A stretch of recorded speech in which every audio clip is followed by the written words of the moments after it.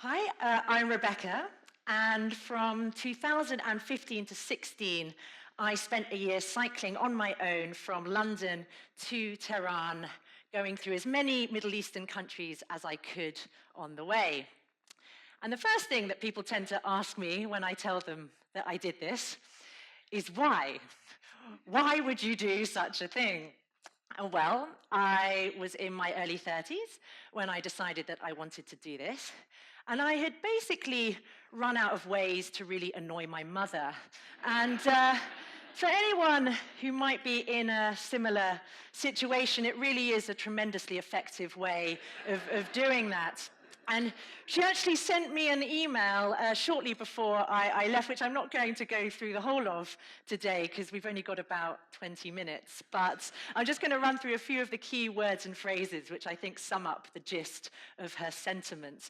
And they were devastated, dangerous, awful, hostile, foolish, reckless. This is a real email. Dangerous again, juvenile. Oh, terrible worry, risking life and limb, robbed and raped, and family disintegrating. She concluded her email, "I think I shall have to hit the bottle or go mad." I'll start with the first option. My mum wasn't the only one who had concerns about the trip. Some of my friends were worried about it as well. One of my best friends said he thought I would probably die and had given the odds at about 60-40. A man in the pub was slightly less optimistic. He called me a naive idiot who would end up decapitated in a ditch at best. So it wasn't always the most positive of responses that I received, but perhaps that isn't all that surprising when you think about the image of the Middle East that we have in the West, and that is that it's full of things like this, and this, and this. So it's really the three Bs, the bombs, burqas, and bigots. And this is not just my opinion. There have been many studies to show how the image of the Middle East has been skewed through Western media coverage. The University of Cardiff School of Journalism, for example, looked at about 1,000 articles about Muslims between 2000 and 2008 and found that the most common adjectives used were radical, fanatical, fundamentalist, and extremist, and that references to radical Muslims outnumbered those to moderate ones by a quite staggering 17-1. And the thing is about all of this coverage is there's just so much of it, because negative stories about Muslims in the Western media are not hard to find. And in fact, the Muslim Council of Britain has been documenting these stories for the last few years. And it hasn't just been documenting ones that are a little bit skewed. It's been looking at ones that are fundamentally inaccurate and that it has successfully challenged through the Independent Press Standards Organization. And it has found dozens of these over the last few years. To give you one example, in The Sun and various tabloids, they had the headline, "Gunman screaming Allahu Akbar opens fire in Spanish supermarket while wearing suicide vest filled with gasoline and gunpowder." Now, as it turned out, the perpetrator was actually a Spaniard called Stefan, who was shouting in Spanish and carrying a cigar and a banana. They did run some corrections, but they were fairly small and easily missable. And the US media is not much better. Again, there have been many, many studies about this in the US showing how coverage has been skewed. One was done by academics at the University of Arkansas and Illinois that found of all the television broadcasts that they looked at, 81% had portrayed Muslims as terrorists. And the issue with this, when this is all you're hearing about Muslims and the Islamic world all the time, that it cannot help but have an impact. no matter how open-minded you think you might be.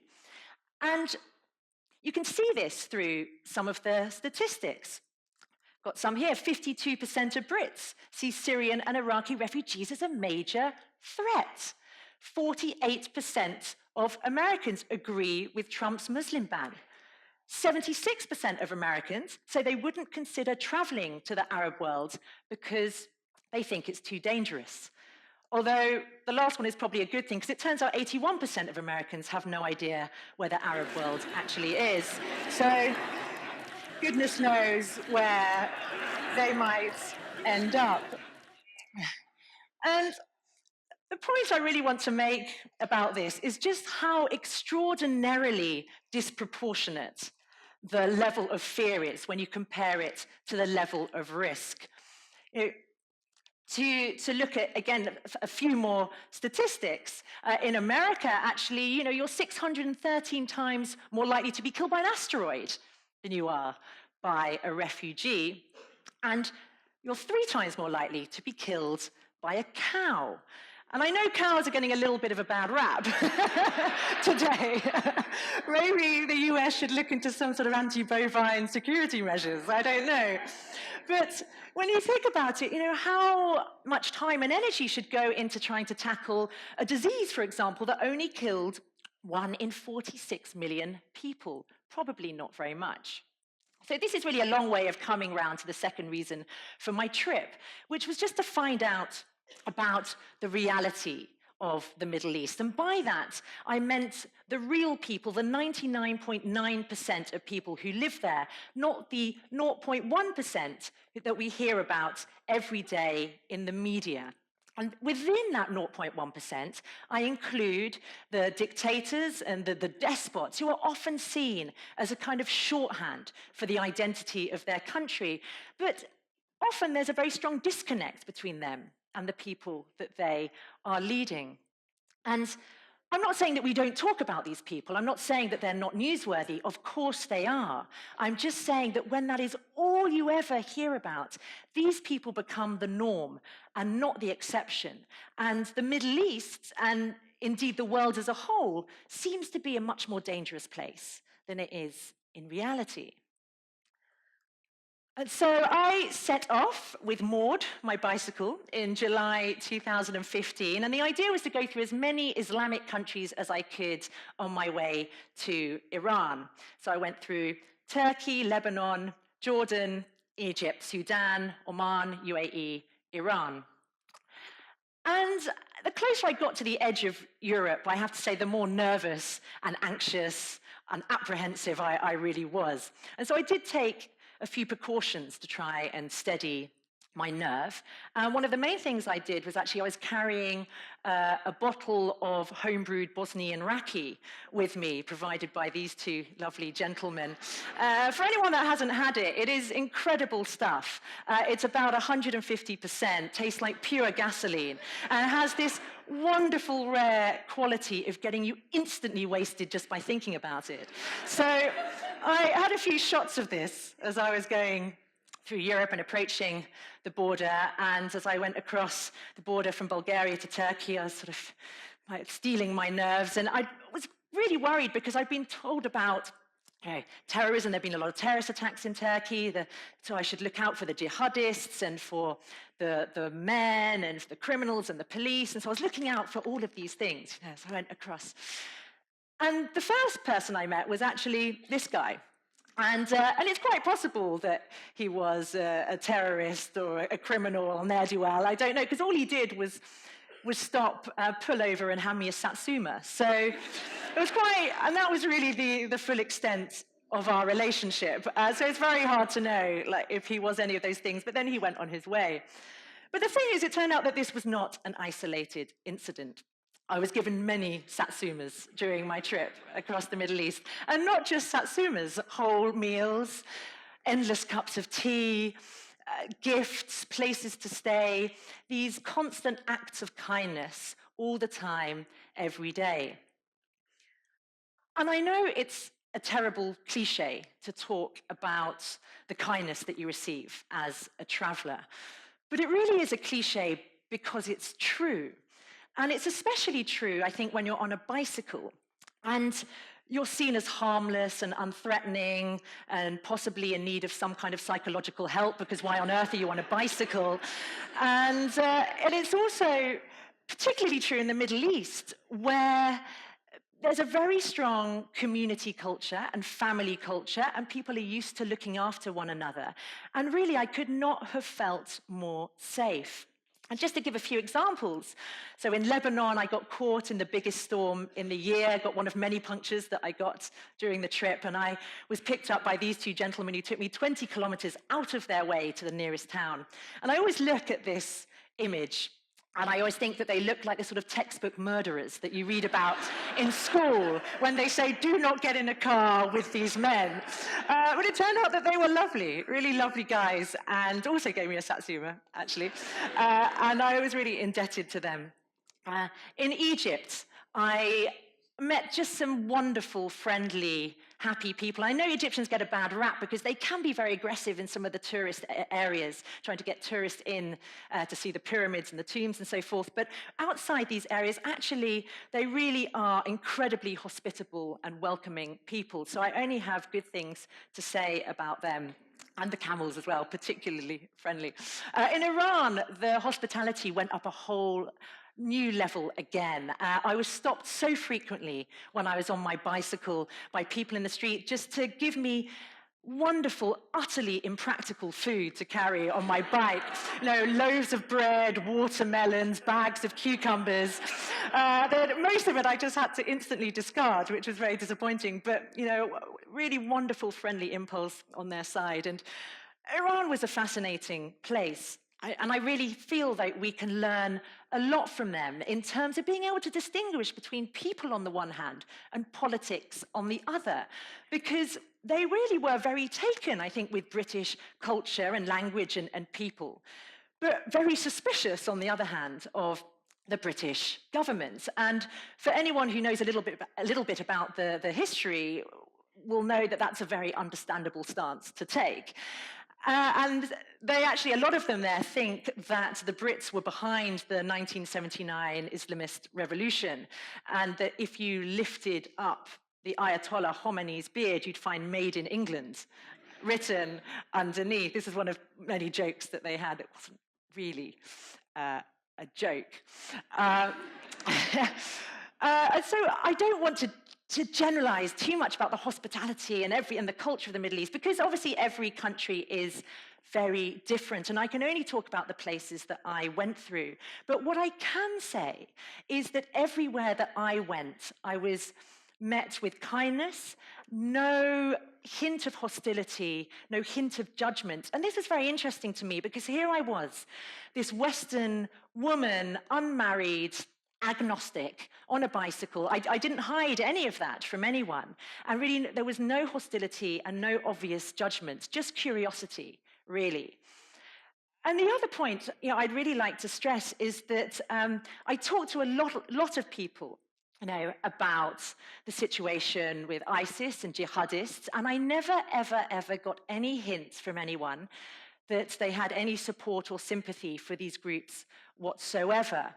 And in fact, the impression I got, again, only talking about the areas that I went through, but the impression I got was that they were more frustrated and angrier about the situation because they felt that they were being held complicit for the actions of these people. And actually, a lot of studies support this. Pew Research Center has done several polls on this subject. And there's one particularly interesting one that I think it did in America. And it basically asked people in the US whether they think targeting and killing civilians can ever be justified to further political, social, or religious causes. And in response, 59% of the general public said that they thought it can never be justified, compared to 76% of US Muslims. And that's a 17% gap. And so I just think, when people ask whether there is some kind of intrinsic connection between Islam and violence, I really think that this kind of data shows absolutely not. Now, am I saying that there are no social problems in the Middle East at all and that all the problems are political? No, of course not. Men is one issue I get asked about a lot. This is clearly not a problem that is confined to the Middle East, as we have seen in recent months in the West. Is it worse in the Middle East? In some areas, possibly. I did find, particularly in Jordan, Egypt, and Iran, that there was sexism and a sense of entitlement that seemed to run very deep indeed, and certainly in more rural and conservative areas. I had a particular problem in Jordan when I got another puncture and I was picked up by a truck driver who tried to kiss me and touch me, and I got out my fake wedding ring, try and put him off, and then I got out my fake children when that didn't work, my brother's children, that didn't work. So then I got out my very unfake knife, which I just sort of gently wafted near his groin, and that worked. So it turns out that he was a big coward, like many men in this situation, and let me out. And I don't mean to make light of the situation. It is very serious, and it infuriated me beyond words. And I know that I was treated better than a local woman would have been in my situation as well. But should it stop women from traveling on their own in the Middle East or anywhere? And I really think, for me, the resounding answer is no. Because firstly, I think the problem is overblown. I think that the vast majority of men that I met were polite and respectful. Those that were not generally malicious or aggressive, but opportunistic, seeing what they could get away with. And even though I know that aggressive men do exist, I really do think it is a very, very small minority. And I think that if there is a risk, is it for women to sacrifice their freedom just because a few randy men can't keep it in their pants? And I really think not. And I do think that travel for women is not just a consequence of equality, but also a driver of it at the same time. And that the more women go out and travel alone, the more it will be normalized, accepted, and respected. And for me, it was very saddening when I was traveling through the Middle East that a lot of the women that I met didn't even have as many rights or freedoms as this woman did 124 years ago, when she was the first woman to cycle around the world. Her name is Annie Londonderry. And she did it with 3 children who she left at home, with just a revolver and a change of clothes. So really very impressive indeed. She was actually a massive cheat. She barely cycled any of it. She did most of it by boat. And then she came back and she just lied through her teeth. It was incredible at PR. But parking that, it was still really a phenomenal achievement for the time. So wonderful that she did that, and sad, very sad that there are still women in the world who are unable to do what she did over a century ago. But what I don't want to do is paint the Middle East as this region of very weak, voiceless, and defenseless women who are not standing up for themselves. That really was not my impression at all. And actually, a lot of women there are starting to cycle now in some of the big cities. So this is a cycle team in Cairo, where 1/3 of the team are women.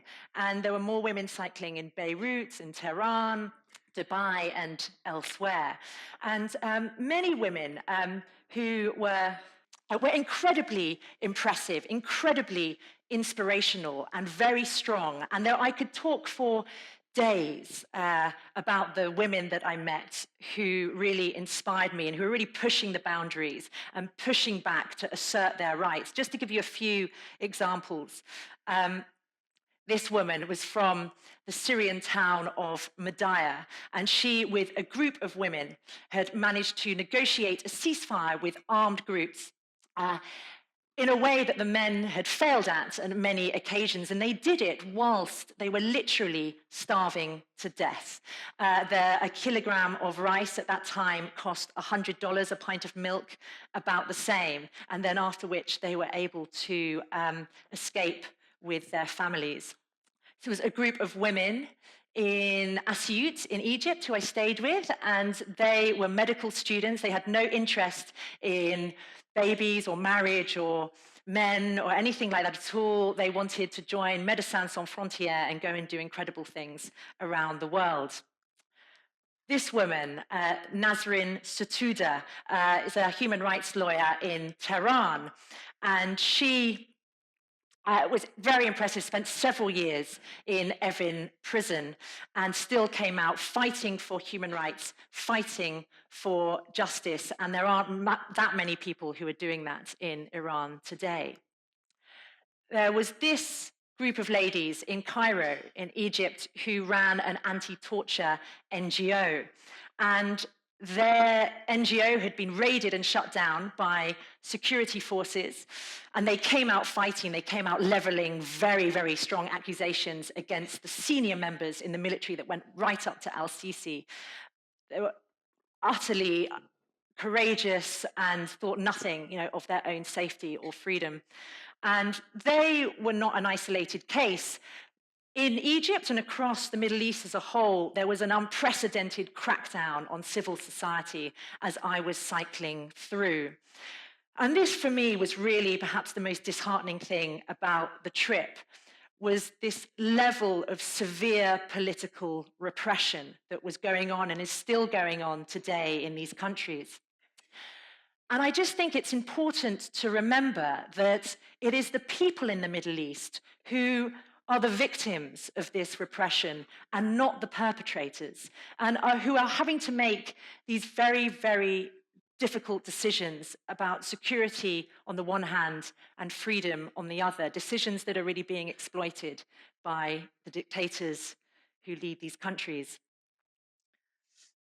Just to conclude, I would really love to encourage those of you who haven't been to the Middle East to just try and get out there and see it for yourself and meet the people there for yourself. So I've just finished with a few pictures of the landscape because it's absolutely stunning. It's really, there's so many beautiful areas. And the thing is about it is that because so many people are worried about the security implications of going out there, you will get most of these places all to yourself, which makes it extra special.